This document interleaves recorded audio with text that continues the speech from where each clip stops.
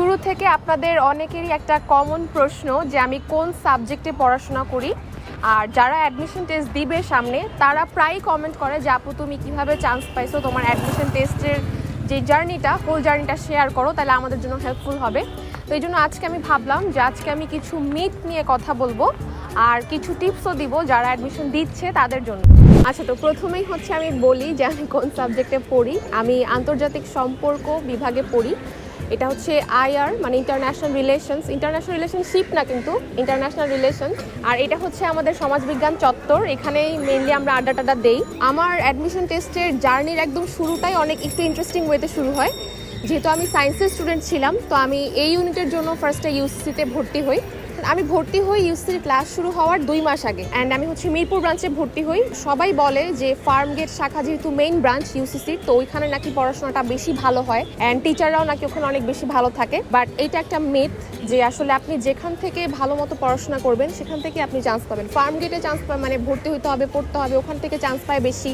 It's not like that. And আমার যেহেতু বাসা মিরপুরে, আমার জন্য মিরপুর থেকে ফার্মগেট অনেক দূর। সো আমি ওখান থেকে আমার যাতায়াতে আমার অনেকটা সময় নষ্ট হইতো, চিন্তা করে আমি ওখানে ভর্তি হই নাই।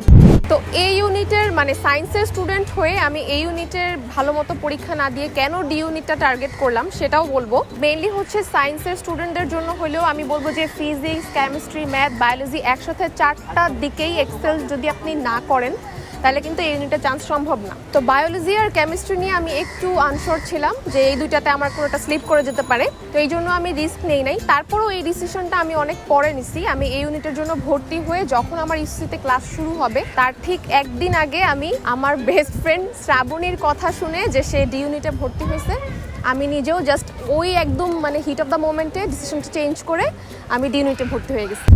তো এটা নিয়ে অবভিয়াসলি আমার ফ্যামিলি খুশি ছিল না যে কেন তুমি সায়েন্সের স্টুডেন্ট হয়ে কেন ডি ইউনিটে পরীক্ষা দিবা। ডি ইউনিটে অনেকে বলে যে কম্পিটিশন কম, কিন্তু ডি ইউনিটে কিন্তু কম্পিটিশন সব থেকে বেশি, যেহেতু এখানে 3টা ইউনিটের স্টুডেন্ট এসে একসাথে পরীক্ষা দেয়। অ্যান্ড এটা হচ্ছে আমার ডিপার্টমেন্ট, আমাদের সোশ্যাল সায়েন্স বিল্ডিং। এই সিঁড়িতেও আমাদের আড্ডা দেওয়া হয়। তো তারপরে আমার অ্যাডমিশনের ক্লাস শুরু হলো ইউসিসি মিরপুর ব্রাঞ্চে। তো আমাদের যতগুলো ইনস্ট্রাক্টর ছিল সবাই খুবই ভালো ছিল। আমার কাছে মনে হয় যে সব ব্রাঞ্চেই আসলে যারা ভালো পড়ায় ওইভাবেই দেয়। সো ফার্মগেট ব্রাঞ্চে ভালো, মিরপুর ব্রাঞ্চে কম ভালো এরকম ব্যাপারটা না। তো যেহেতু আমি বাংলা সেকেন্ড পেপারে একটু মানে প্রবলেম ছিল আমার শুরু থেকে, তো আমি ওইগুলার ক্লাস মানে প্রত্যেকটা ক্লাসে অনেক মনোযোগ দিয়ে করতাম। তো শুরু থেকে এত অ্যাটেন্টিভলি ক্লাস করার পরও আমি প্রত্যেকটা পরীক্ষায় শ্রাবণীর থেকে 20 মার্কস করে কম পাইতাম। তো ও ইউসিসি ফার্মগেট ব্রাঞ্চে পড়তো, ও কষ্ট করে আবার এখান থেকে যাইতো, বাট আমি এই প্যারাটা নিতে পারতাম না। তো তারপর আমি যখন দেখলাম যে ওর থেকে আমি 20 মার্ক করে কম পাচ্ছি, তখন আমি ওকে জিজ্ঞেস করলাম যে তুই কিভাবে পড়িস। তো ও বললো যে ওর এমনিতেই মনে থাকে। তারপরে আমি যেটা করলাম, আমি লিখে পড়া স্টার্ট করলাম, যেহেতু আমার এমনিতে মনে থাকে না। আর আমাদের সময় যেহেতু জ্ঞানমূলক ছিল না, আমাদের সময় জাস্ট হচ্ছে টিক চিহ্ন ছিল। তো তারপর আমি লিখে সবকিছু মেমোরাইজ করার চেষ্টা করলাম। তো এইখানে একটা টিপস আমি সবাইকে দিব যে প্রত্যেকের পড়ার মেথড কিন্তু সেম হবে না। ওর লিখে মনে মানে ওর লেখার প্রয়োজন ছিল না, বাট আমার কিন্তু লিখতে হতো, আমার এমনি মনে থাকে না। সো এই জন্য আমি বলবো যে ফ্রেন্ড এভাবে করতেছে দেখে মানে নার্ভাস হয়ে যাওয়া যাবে না যে হ্যাঁ ও এভাবে করতেছে তাহলে আমাকে এভাবে করতে হবে। তোমার অন্যভাবেও হইতে পারে, তোমার যেভাবে পড়া হয় তুমি সেভাবেই পড়বা।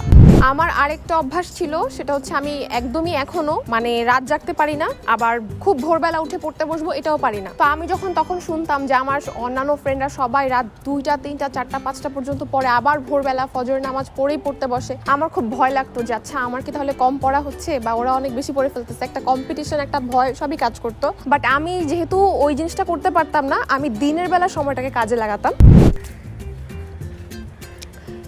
তো আমি এরকম পড়তে যখন দেখি যে না শ্রাবণী তাও আমার থেকে 20 মার্ক করে বেশি পায়, তারপরে আমি আমাদের একটা মানে সেন্ট্রাল একটা ইউসিসির পরীক্ষা হয়, যেটা সারা বাংলাদেশে ইউসিসির যতগুলো ব্রাঞ্চ ছিল ওই সব পুরা ব্রাঞ্চের মধ্যে থেকে 200 বা 300 জনকে সিলেক্ট করে ফার্মগেট ব্রাঞ্চে লাস্টের 1 মাস ক্লাস করানো হবে। ফাইনালি ইউসিসির ওই সেন্ট্রাল পরীক্ষাটাতে আমি 33তম হই। তো হওয়ার পরে আমার একটু কনফিডেন্সটা বেড়ে যায় যে তাহলে হয়তো অ্যাডমিশন টেস্টে একটা কিছু হইতেও পারে। তো তারপরে আস্তে আস্তে অ্যাডমিশন টেস্ট যখন চলে আসে, তো আমার হচ্ছে আইআর নিয়ে পড়ার ইচ্ছা ছিল, যেহেতু আমার মানে ইন্টারন্যাশনাল এই মানে প্রত্যেকটা দেশের এইসব পলিটিক্স হাবিজাবি এগুলো নিয়ে একটু জানতে ভাল লাগতো, পড়তে ভাল লাগতো। তো তখন তো বুঝি নাই, তখন মনে হইতো যে খুবই ইন্টারেস্টিং এখন পড়তে গিয়ে বুঝতেছি যে আসলে কঠিন অনেক। পরে এগুলো ফরেন পলিসি হাবিজাবি এগুলো নিয়ে খুব ইন্টারেস্ট ছিল দেখে আমি আইআরটা নেই। তো আমি আমার স্যারকে জিজ্ঞেস করি যে স্যার আইআর নিতে হলে আসলে কতর মধ্যে থাকতে হবে? তো উনি বললো যে 150-200 মধ্যে থাকলেই হবে। তো আমি ভাবলাম যে কোনো রকম 1100 মধ্যে থাকলে আমি বাঁচি, 200 আমার পক্ষে সম্ভব না। তো তারপর পরীক্ষা দিলাম, যেগুলো 50-50 ছিলাম ওইগুলা ভয়ে দাগাই নেই, মাইনাস মার্কিং এর ভয়ে। প্রথম পরীক্ষায় আমার সিরিয়াল আসে 1029, আর আমি শুধু 3টা জায়গায় পরীক্ষা দেই, ঢাকা ইউনিভার্সিটি, বিউপি আর জাহাঙ্গীরনগর। তো আল্লাহর রহমতে 3টা জায়গাতেই আমার হয়, কিন্তু ঢাকা ইউনিভার্সিটির প্রথম পরীক্ষাতে আমাদের বেলায় আবার কোয়েশ্চেন ফাঁস হয়। যখন আমি দেখছি যে এত পড়ার পর আমি 1029 সিরিয়াল আসছে, তার মানে হচ্ছে আমি ডি ইউনিটের একদম পিছের দিকের সাবজেক্টগুলোর মধ্যে পাবো।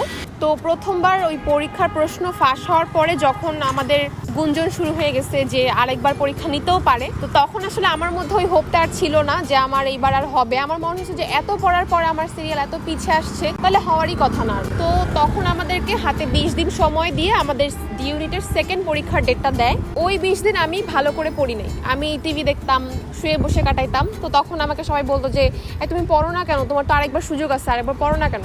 সেকেন্ড টাইম আমি যখন পরীক্ষা দিতে গেছি, প্রথমবারের ভুলটা আমি আর রিপিট করি নাই, যে মাইনাস মার্কিং এর ভয় আমি কম দাগায় আসছি। যেটাই মনে হচ্ছে একটু 51% শিওর যে হ্যাঁ ঠিক আছে এইটা মনে হয় হইতে পারে, সেইটাতে আমি হচ্ছে দাগায় আসছি সবগুলা। তো পরীক্ষার হল থেকে বের হয়ে আমি দেখি যে সবাই বলতেছে যে প্রশ্ন খুবই কঠিন হয়েছে, অ্যান্ড আমার কাছে খুব সহজ লাগছে। পরে আমি এসে অ্যান্সার মিলাই, তো দেখি যে আমার অলমোস্ট সবই হয়েছে, কয়েকটা বাদে, 4-5টা বাদে। তো ডি ইউনিটের আমাদের যখন রেজাল্টটা দিবে সেকেন্ড পরীক্ষার, তার ঠিক 2 দিন আগে আমার বিউপিতেও মানে ভাইবার ডেট পড়ে, জাহাঙ্গীরনগরেও ভাইবার ডেট পড়ে। তো আমি জাহাঙ্গীরনগরের ভাইভাটা আমি দিতে যাই নাই, কারণ আমি জানতাম যে আমার ডি ইউনিটে হয়ে যাবে, বাট বিউপিটা আমি দিতে যাই।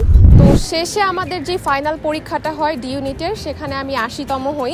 আমার জন্য একটা অ্যাচিভমেন্ট ছিল, যেহেতু আমি আমার ফ্যামিলির এগেনস্টে যে ডি ইউনিটের প্রিপারেশনটা নেই, so I had to prove myself. তারপর তো আমি আইআরে ভর্তি হলাম, ফার্স্ট চয়েসই আইআর দিলাম, তো ওটাই পেয়ে গেছি। লাস্টলি আমি এটাই বলবো যে আসলে আমার পার্সোনালি মনে হয় যে একসাথে অনেকগুলো সেক্টরের প্রিপারেশন নিলে না মানে আম ছালা দুইটাই যাবে। তো এই জন্য আসলে যে কোনো একদিকে ফোকাস থাকলে শুরু থেকে, আর সেই অনুযায়ী পরিশ্রম করলে আপনি যেইটা চাবেন সেটাই হবে এবং সেটাই আপনি পাবেন। তো আমার কাছে মনে হয় যে শুরু থেকেই অ্যাডমিশন টাইমে কনসিস্টেন্ট থাকতে হবে। মানে হ্যাঁ লাস্টের 1 মাস সিরিয়াস হয়ে পড়বো বা লাস্টের 1.5 মাস সিরিয়াস হবো, এরকমটা করা যাবে না, একদম শুরু থেকে সিরিয়াস থাকতে হবে। লাস্টলি আরেকটা মিথ আমি ভাঙতে চাই, যে যারা বলে যে আসলে ভার্সিটিতে আসলে কোনো প্যারাই নাই, তুমি জাস্ট কোনো রকম স্কুল কলেজটা পার করবা আর ক্যাম্পাসে আসলে শুধু মানে ভার্সিটিতে আসলে শুধু চিল আর চিল, এইটা একটা মিথ। সব জায়গায় প্যারা আছে। তো যদি আমার মতো একটু কম প্যারা নাও, পড়াশোনা কম করো, তাইলে কম প্যারা। আর আমি যখন আমার লাস্ট স্ট্রিট ফুডের ব্লগটা করছিলাম, তখন আমি বলছিলাম যে আমি আরেকটা করব যখন ক্যাম্পাস খুলবে, বাট ওইটা আসলে এখন আর করবো না, কারণ পরে আমার মনে হলো যে আমি যদি আমার ক্যাম্পাসের ভিতরের সব খাবার দেখাই তাহলে আসলে বাইরের অনেক মানুষ আসবে, ক্যাম্পাসের আমাদের নিজস্ব যে ক্যাম্পাসের যে পরিবেশটা ওটা নষ্ট হবে। সেই জন্য আমি ওটা করবো না। আর ক্যাম্পাসের ভেলপুরি আর বাইরের ভেলপুরির মধ্যে আহামরি কোনো পার্থক্য নাই, যে ক্যাম্পাসেরটা অনেক মজা বাইরেরটা মজা না, এরকম কিছু না। অলমোস্ট সব জায়গায় সেম, জাস্ট ক্যাম্পাসের মধ্যে আমরা এই সব জায়গায় খাই, দ্যাটস ওয়াই। তো আজকের ভিডিওটা এই পর্যন্তই। আমি টুকটাক মানে একদম সংক্ষেপে আমার জার্নিটা শেয়ার করলাম। তো যারা অ্যাডমিশন দিচ্ছ, কনফিডেন্টলি পড়ো, ফোকাস থাকো যে কোনো একটা দিকে। তো সবাই ভালো করে পড়ো, সুস্থ থাকো, মাস্ক পরো। আল্লাহ হাফেজ।